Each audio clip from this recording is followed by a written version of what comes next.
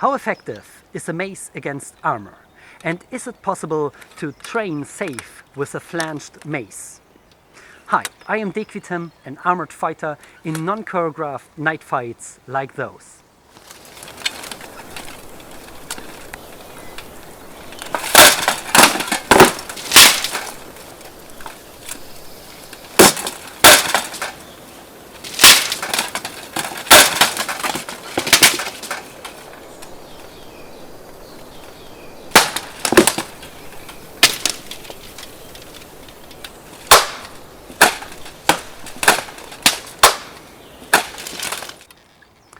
The mace was a replica of an early 15th century flanged mace with proper weight. The full mace with reinforced shaft was 1.3 kilogram. The mace was 70 centimeters long and therefore one of the larger historical maces for war. How did it feel to get hit by a flanged mace? Not gentle, but fortunately I was on the other side this time.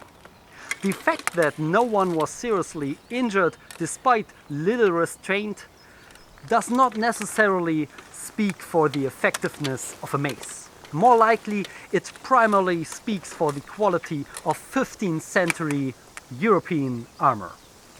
The shaft was made of 4 cm ash and had metal langets on the sides for reinforcement. Nevertheless, it broke off and I lost the striking head in the fourth duel. This is something that historically occurred more frequently and is one of the reasons why more and more maces with metal shafts were made in the second half of the 15th century. So I built another one. This mace also weighs 1.3 kilograms, making it one of the heavier maces for the late 15th century. It is only 51 centimeters long and may seem small, but it corresponds to numerous historical examples in the distribution of length and mass. Many of the maces of the late Middle Ages are small and handy, and not as heavy as one might expect. Remember, the most important factor in hand-to-hand combat with weapons is speed. What good is a heavy weapon that can do heavy damage but is too heavy to neither hit nor be used effectively for defense and throws you off balance after every strike? A short mace naturally makes it harder to get to an opponent than with a longer bladed and more nimble weapon.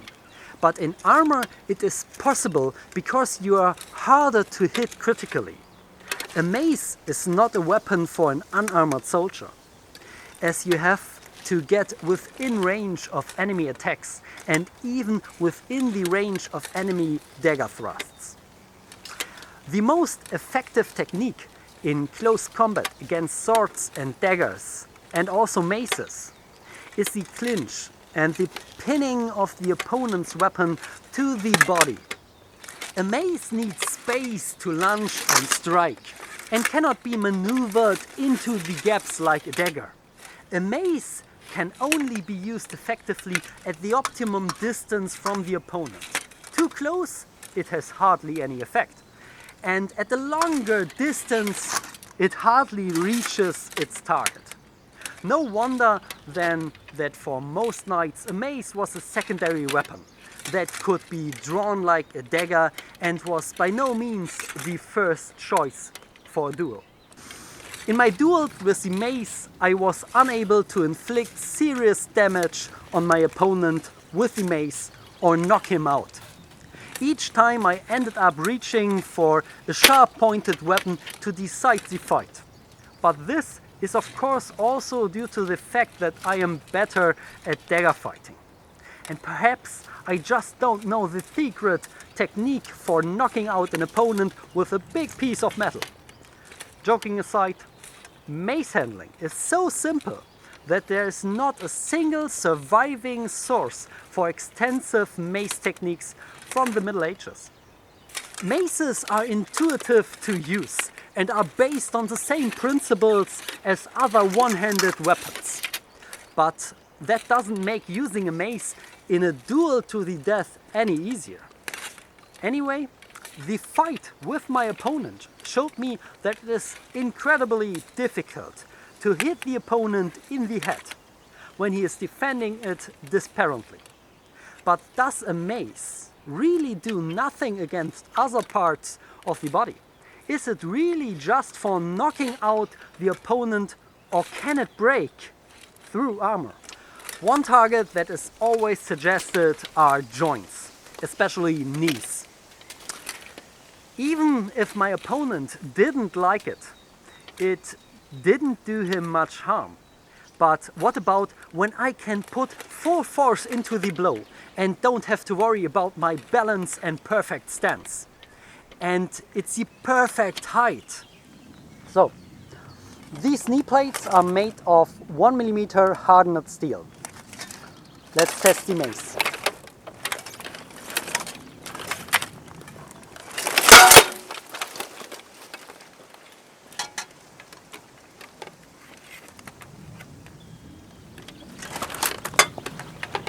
First of all, not really much. Same with the mace.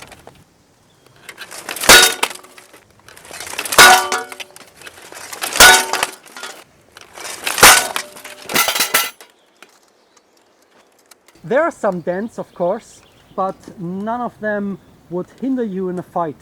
So yes, of course, that will hurt, but it will not break the bone. I'm pretty sure of that. And all these strikes don't penetrate the armor. So we have from the first strike only the slightest of a dent. It's not a dent, it's a scratch. From the last two shots you have this bigger dent. It's of course on the surface where it's hammered a little bit more flat. So maybe this part is not 1mm, it's more likely 0.8mm. There are some bigger dents, but all of them are hard to feel with the glove from the inside. And if you have some padding on the other side, it will hurt, but don't injure you at all. Vambraces and spalders are often made of only 0.6 to 1mm hardened steel on historical armors. Let's test.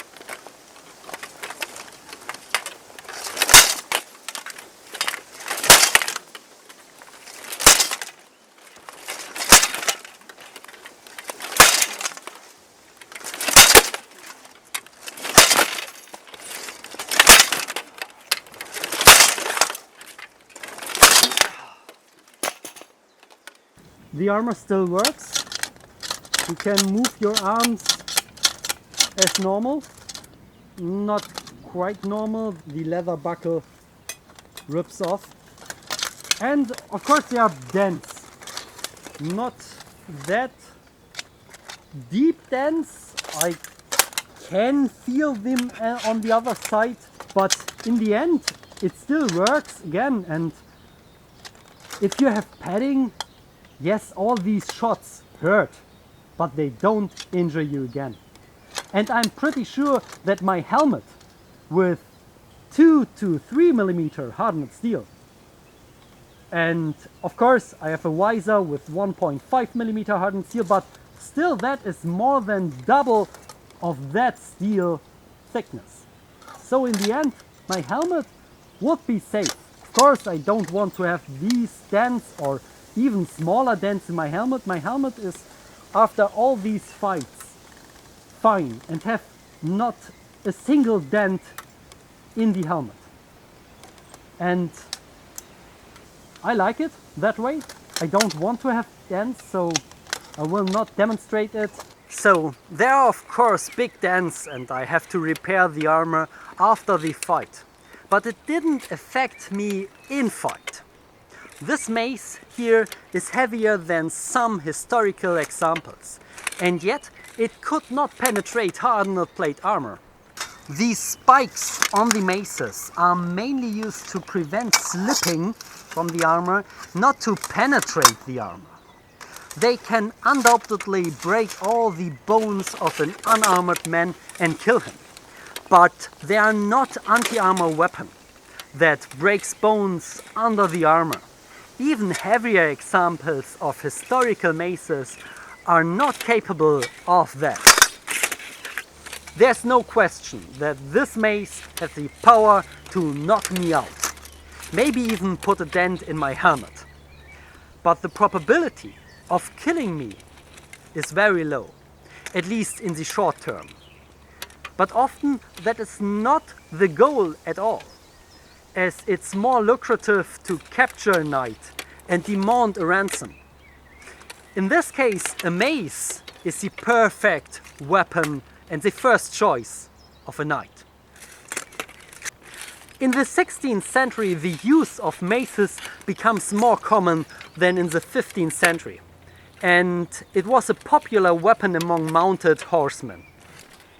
A mace makes it possible to knock the opponent from the horseback out of the saddle if you are too close to use your lance, or it is already lost or broken.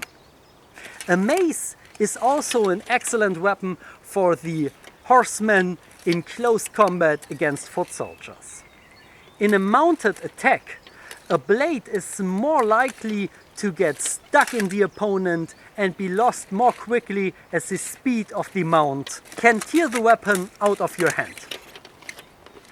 A mace, on the other hand, allows you to strike your opponent repeatedly while riding without running the risk of losing the weapon. It also requires much less precision than a thrust. Yes, you often lack the power to knock out the opponent in foot combat and especially in duel situations. The horse can accelerate the blow and provide the perfect angle of attack.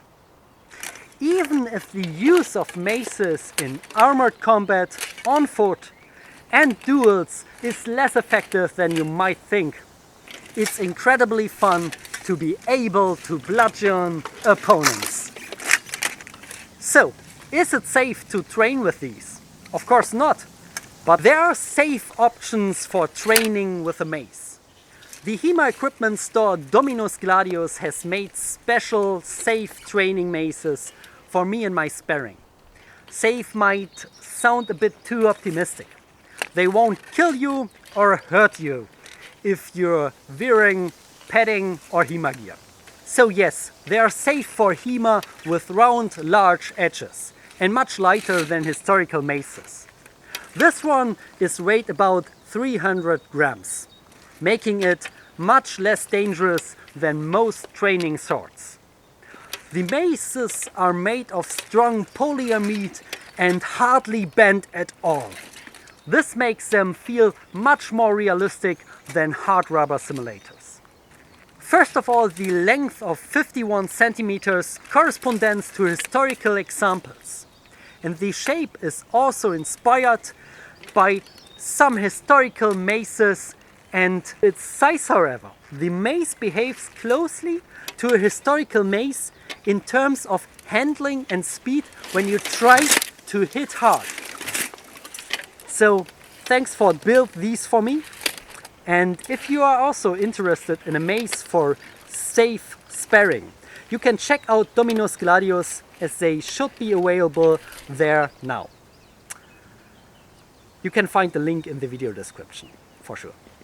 Then thanks for watching, stay safe and have fun.